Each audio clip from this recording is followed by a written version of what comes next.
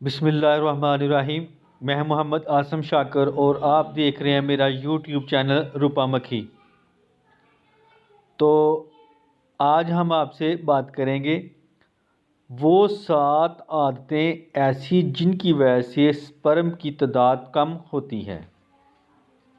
Number 1، smoking, cigarette, حقہ، شیشہ وغیرہ کی عادت، وہ بھی جو چھوٹی عمر سے شروع کی گئی ہو، جس کی وجہ سے ڈی این اے کو نقصان پہنچ کر وٹامن ای، ڈی، سی کم ہو جاتا ہے اور سپرم کی تعداد کم ہو جاتی ہے۔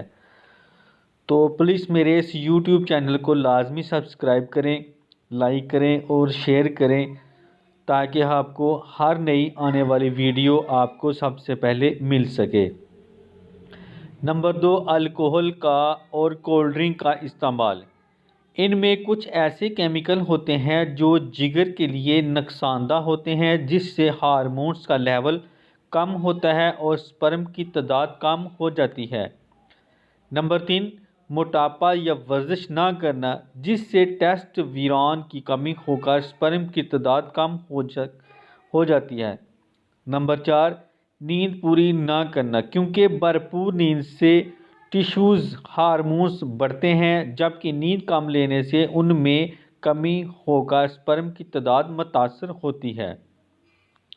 نمبر 5، مشتزانی رنڈی بازی، لوٹ۔ ان عادتوں کو لمبائی عرصہ جاری رکھنے سے بھی سپرم کی تعداد کم ہو جاتی ہے۔ نمبر 6، انفیکشن جسم میں کہیں بھی ہو، خاص کر گردے مثانے ٹیسٹڈ میں ہو۔ صاف پانی کا نہ ہونے کی وجہ سے گردوں مثانہ میں انفیکشن ہوتا ہے، جس سے پس سیل کا اضافہ ہو کر سپرم کی تعداد کم ہو جاتی ہے۔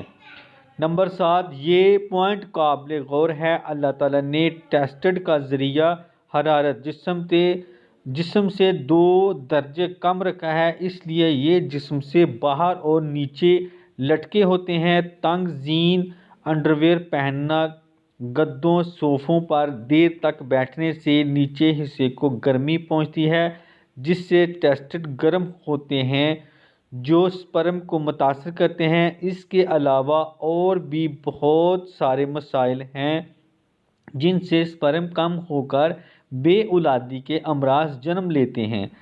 ان عادتوں کو ترک کر کے اچھے طبیب سے علاج کروائیں تو اللہ تعالیٰ کرم کر دیتا ہے۔